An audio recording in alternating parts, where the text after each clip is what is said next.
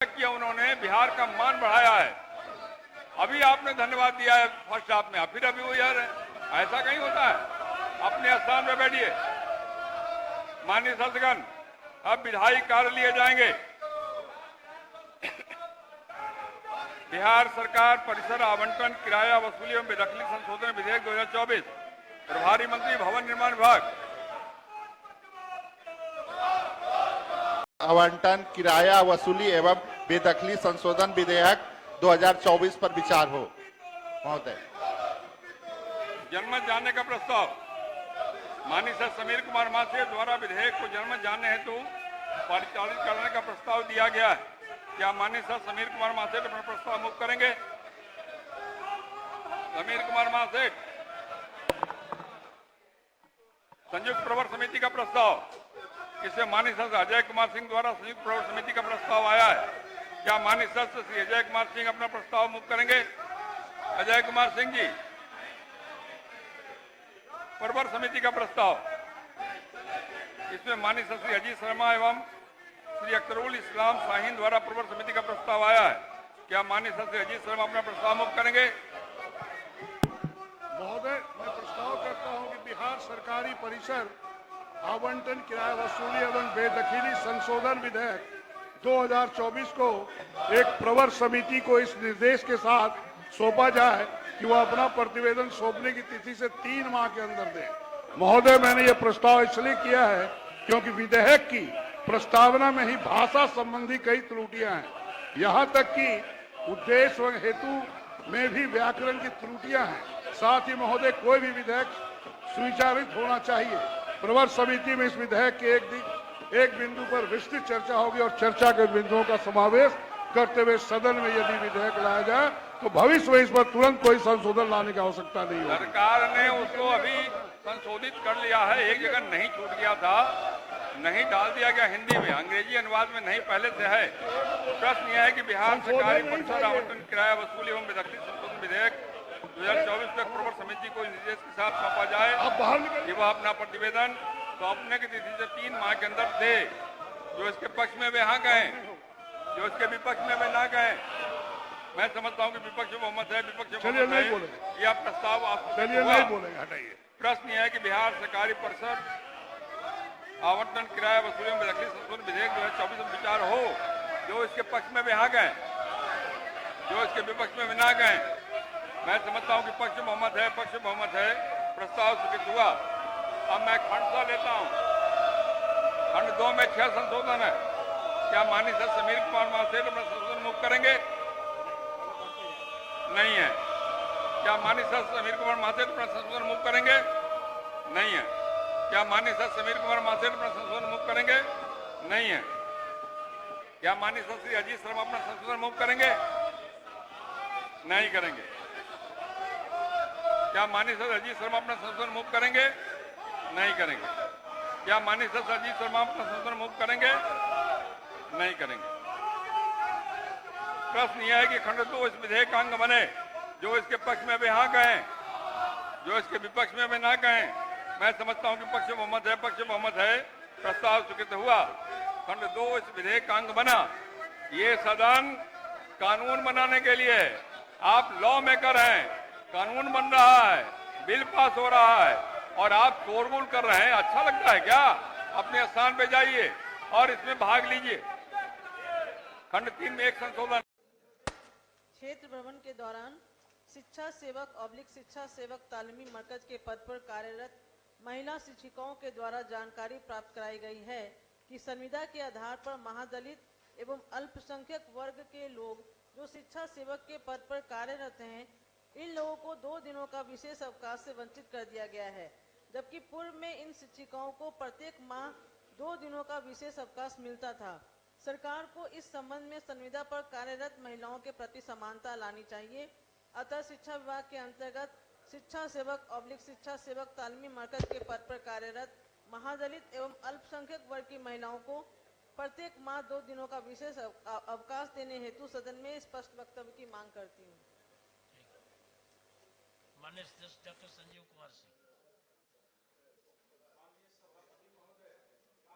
इतिहास से प्राप्त सूचनानुसार भारतीय संविधान की त्रिस्तरीय शासन व्यवस्था के अधीन स्थानीय स्वशासन लोकल सेल्फ गवर्नमेंट द्वारा नियुक्त कार्यरत नियमित शिक्षकों को राज्य कर्मी की पात्रता हेतु परीक्षोत्तीर्णता के प्रावधानोपरांत क्रमशः विद्यालय अध्यापक तथा विशिष्ट शिक्षक को उनके पूर्व की सेवा काल के आधार पर सेवा निरंतरता का लाभ नहीं देते हुए इन्हें नवनियुक्त शिक्षक की कोटि में रखा गया है, जबकि इसी कोटि के शिक्षकों को उनके सेवा काल के आधार पर ही प्रधानाध्यापक प्रधान शिक्षक के साथ साथ शिक्षण प्रशिक्षण संस्थानों के व्याख्याता के रूप में नियुक्ति प्रावधानित है। पुनः विशिष्ट शिक्षक परीक्षोत्तीर्णता के बावजूद भी विभागीय निष्क्रियता के कारण राज्यकर्मी की पात्रता से अभी तक वंचित हैं, जबकि परीक्षोत्तीर्णता की तिथि से ही इन शिक्षकों को राज्यकर्मी घोषित किए जाने हेतु नियमावली में संशोधन अपेक्षित एवं अपरिहार्य है।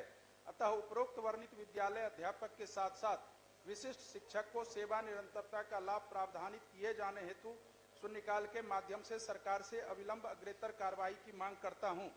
सभापति महोदय, इसके बारे में आपके कक्ष में बैठक भी हुई थी और माननीय मंत्री भी थे और आपके कक्ष में बैठक भी हुई थी। कृपया अपने स्तर से भी देखा जाएगा। माननीय सदस्य श्री अशोक कुमार। माननीय सभापति महोदय, सदर अस्पताल नवादा में प्रतिदिन हजारों की संख्या में मरीज इलाज के लिए आते हैं, लेकिन अस्पताल में इमरजेंसी विभाग के द्वारा जंक लगे मेडिकल इंस्ट्रूमेंट से मरीजों का इलाज किया जा रहा है, जिससे मरीजों में इन्फेक्शन होने का खतरा बना रहता है एवं सदर अस्पताल में स्ट्रेचर के अभाव में लाचार मरीजों को उनके परिजनों के द्वारा गोद में उठाकर वार्ड में इलाज के लिए ले जाते हैं। अतः मैं सरकार से सदन में सदर अस्पताल नवादा में नए मेडिकल इंस्ट्रूमेंट एवं स्ट्रेचर उपलब्ध कराने की मांग करता हूं। Professor doctor Virendra Narayan Yadav. आज दिनांक 27/11/24 को दूरभाष पर मिली सूचना के अनुसार बिहार के विश्वविद्यालयों में छात्र संघ का चुनाव होना विश्वविद्यालय अधिनियम के प्रावधान में है। लोकतांत्रिक प्रशिक्षण एवं मूल्यों की स्थापना में इसकी महती भूमिका रही है। पटना विश्वविद्यालय के सीनेट हॉल के समक्ष छात्रों द्वारा छात्र संघ चुनाव की मांग एवं छात्रावासों को खुलवाने संबंधी समस्याओं है वे धरना दे रहे हैं। सर, माननीय सभापति जी, पुलिस ने भी उनको मारा है, पीटा है, हस्तक्षेप किया है। ये बड़ा गंभीर मामला है, इस पर सरकार को कार्रवाई करनी चाहिए। ठीक। डॉक्टर अजय कुमार सिंह। माननीय सभापति महोदय, दूरभाष पर मिली जानकारी के अनुसार सुपौल जिले के मरोना प्रखंड के कोसी तटबंध के भीतर निवास करने वाले आमजन कोसी नदी पर पुल के निर्माण को लेकर बड़े आंदोलन की घोषणा की है। मरोना प्रखंड के घोघरिया पंचायत के मंगा सिहौल से सुपौल प्रखंड के बेरिया मंच के मध्य पुल के निर्माण से लगभग 10 पंचायत की 1 लाख की आबादी को सुविधा मिलेगी। अभी मरोना वासियों को लगभग 60 किलोमीटर की दूरी तय कर सुपौल मुख्यालय जाना पड़ता है। उपरोक्त स्थल पर पुल निर्माण से सुपौल जिला मुख्यालय की दूरी महज 10 किलोमीटर होगी। यह सुपौल जिला के मरोना प्रखंड के लिए विकास की दृष्टि से मील का पत्थर साबित होगी। अतः मैं इस मामले में सरकार से सदन में स्पष्ट वक्तव्य का मांग करता हूं। ठीक। सचिव महोदय, बिहार विधान परिषद की प्रक्रिया एवं कार्य संचालन नियमावली के नियम 157 के अनुसरण में मैं बिहार विधानसभा द्वारा दिनांक 26 नवंबर 2024 की बैठक में यथापारित एक बिहार माल और सेवा कर द्वितीय संशोधन विधेयक 2024, 2 बेतिया राज्य की संपत्तियों को निहित करने वाला विधेयक 2024 की एक प्रति सदन की मेज पर रखता हूं। माननीय सदस्यगण, विधेयक पर संशोधन आज अपराह्न 1:45 बजे तक लिए जाएंगे। 5वां प्रभारी मंत्री। सभापति महोदय, मैं बिहार विधानमंडल नेता विरोधी दल संसदीय सचिव सचेतक और सदन नेता वेतन एवं भत्ते संशोधन नियमावली 2024 की एक प्रति सदन की मेज पर रखता हूं। फिर प्रभारी मंत्री बिहार राज्य प्रदूषण।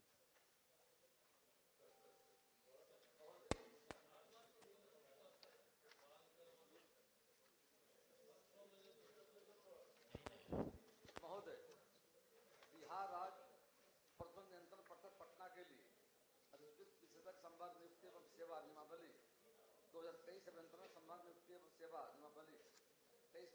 समग्र व्यक्ति सेवा नियमावली 23 प्रस्तुत प्रयोगशाला समग्र व्यक्ति सेवा नियमावली 2023 की पुस्तिका सदन की मेज पर रखता हूँ। प्रभारी मंत्री बिहार राज्य पुल निर्माण निगम। महोदय, मैं बिहार राज्य पुल निर्माण निगम लिमिटेड पटना की वित्तीय वर्ष 19-20 एवं 20-21